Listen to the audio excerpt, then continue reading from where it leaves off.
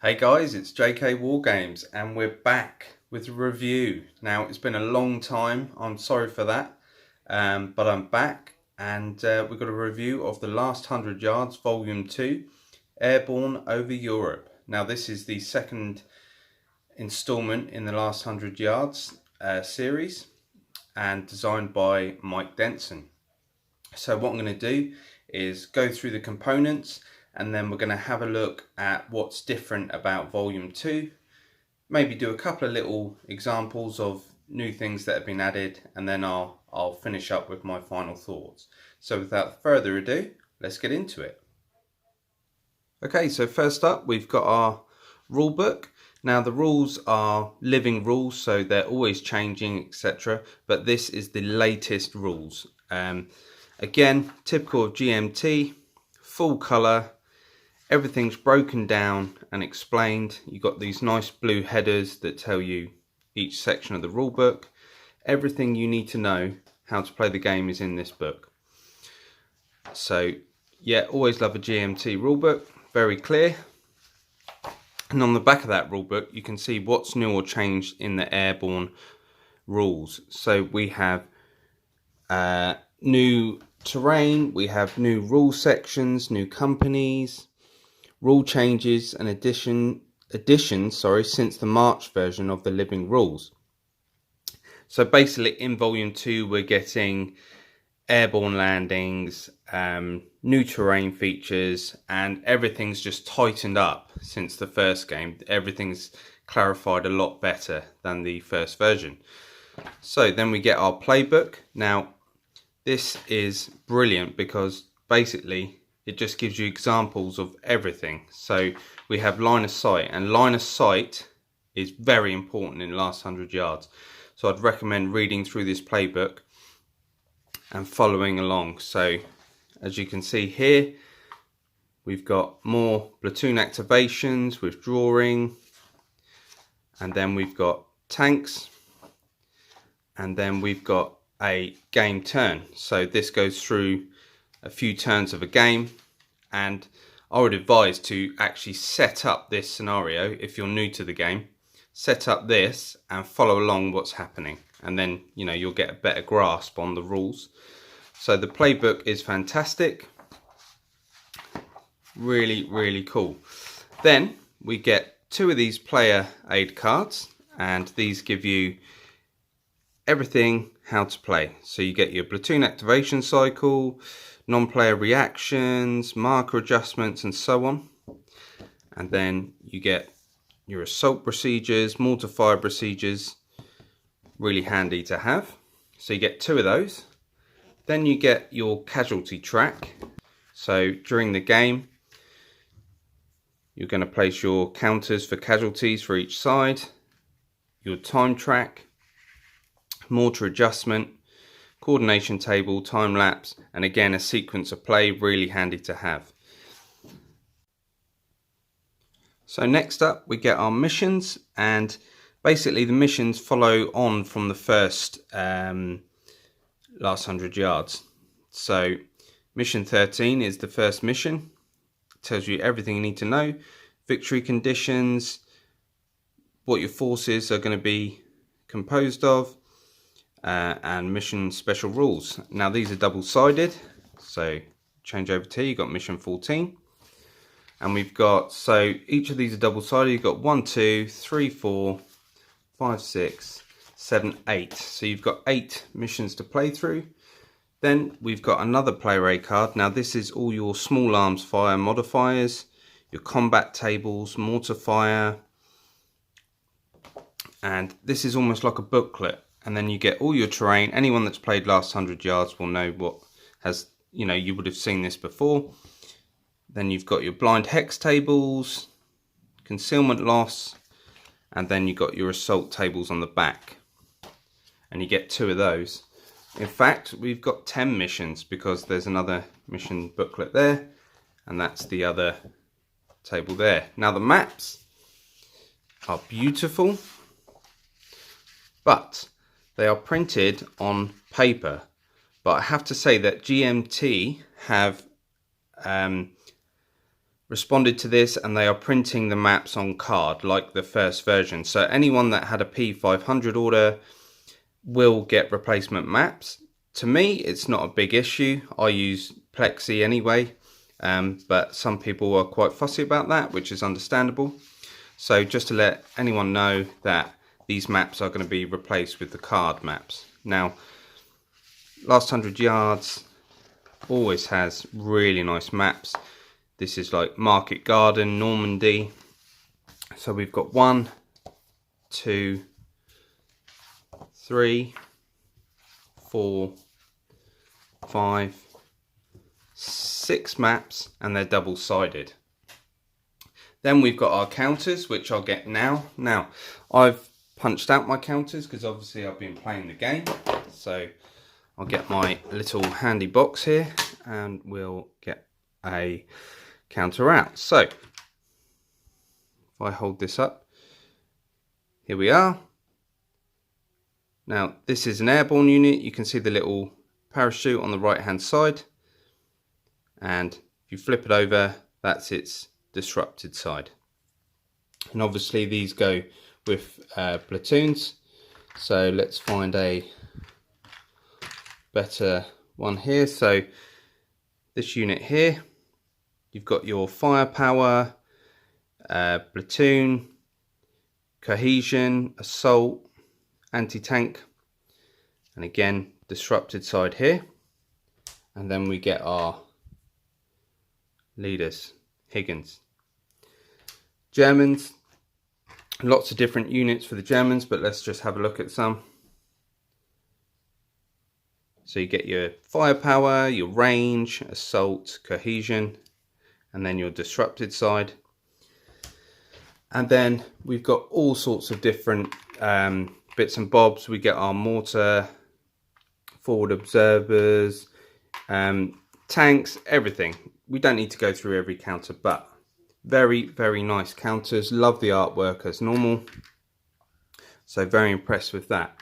So what we're going to do is I'm going to set up a little playthrough, and I'm just going to go through the airborne landings because that's one of the new things that has been added since the first version, and I'm not going to go through how to play the game. I've already got videos on that on the channel, so we'll just have a little look at the new things that are added. Okay guys, in this example we've got the first platoon and second platoon, and they are in their stacks. Okay, so if we want to do an airborne landing, you have to activate any platoons on the ground first. So if we had other platoons on the ground, they have to be activated first. Then what happens is we choose our landing zone hexes. Now they can be any hexes on the map, but you have to place an assembly marker, and a platoon or unit has to be adjacent to or in the assembly hex to be able to push forward to the objective. They cannot do that until they get to their assembly point. So we would choose our assembly points. Let's just say we've got one here for second platoon, and we've got one here for first platoon. Now everyone comes in together, and it acts as an activation. So everyone is marked as activated when they come in on an airborne landing. They can't do any more actions for the turn. So the first airborne guys,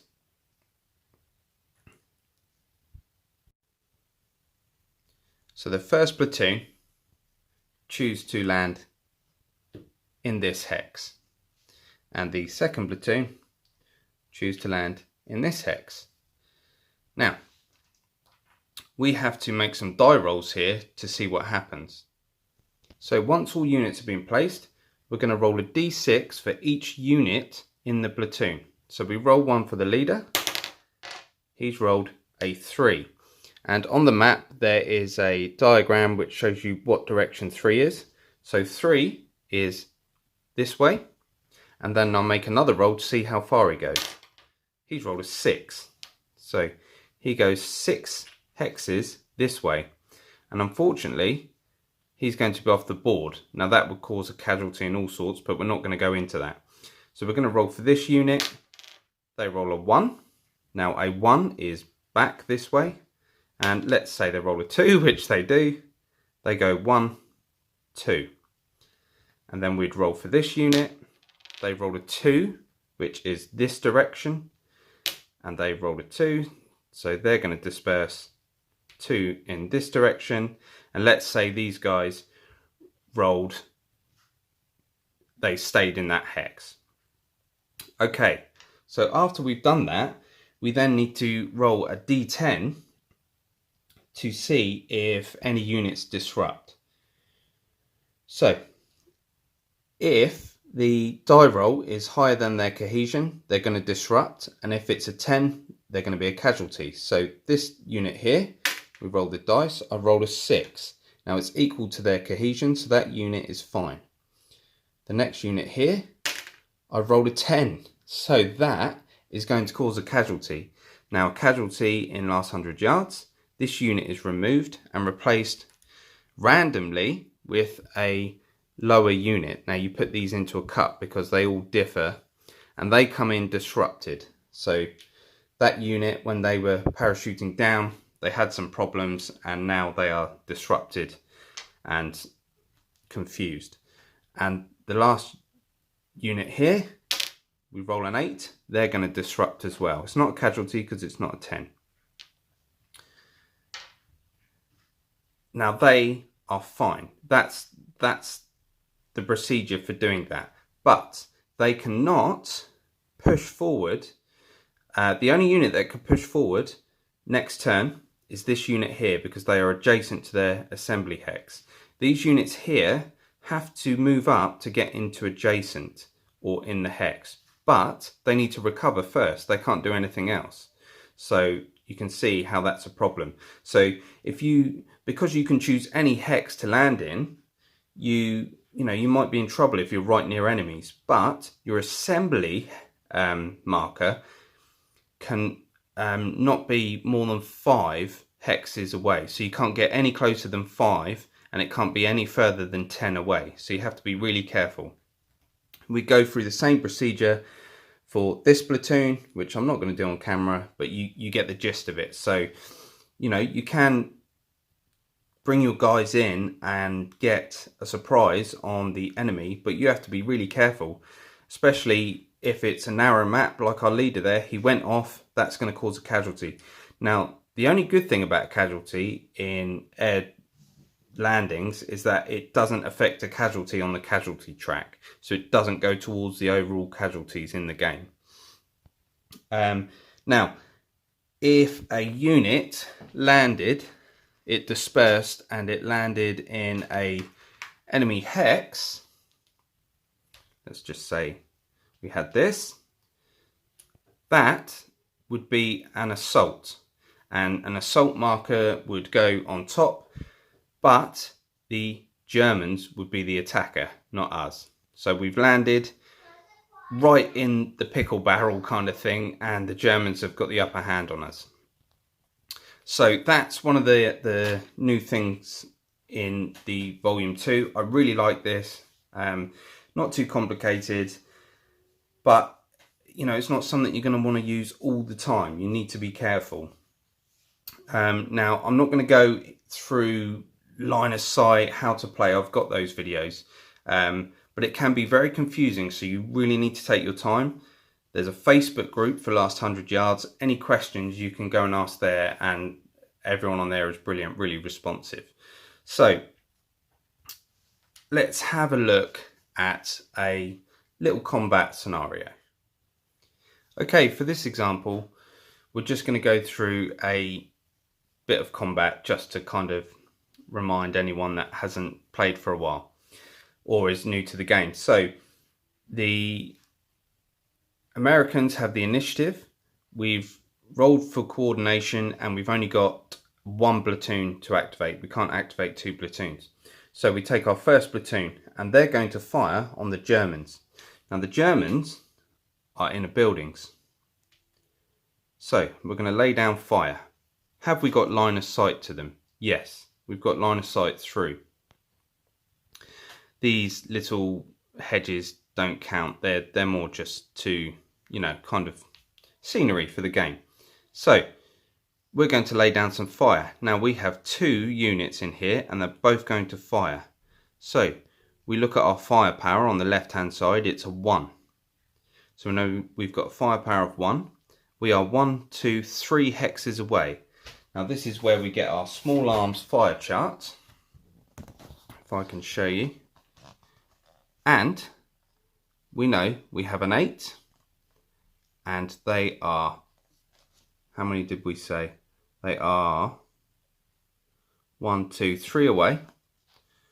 So 8, 3 away is a -1.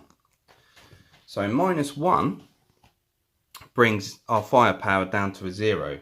But these guys are in a stone building, which gives a -3. So we are on a -3 because we were at 0. We're now on a -3. So we put a -3 fire marker on that unit. Just let me get my markers here.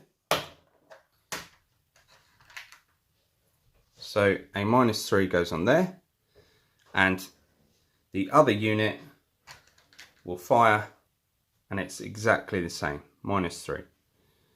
Okay, that's our activation done. We would then mark these guys as fired. They've done a fire action in that direction. Germans turn to react. Now, they're going to react by firing. But the problem is, they're suppressed. They've got 2 of these. For every 2 markers, they have a -1. So they're going to fire back, and they have an 8 and an 8. So exactly the same. But it's different here. So they're 1, 2, 3 away with an 8. So it's a -1. So their firepower goes to a 0. The Americans are in the open, so there's no modifier there. But we've got a -1 for being suppressed. So it's actually a -1. So a -1, 2 -1s, because both units are firing.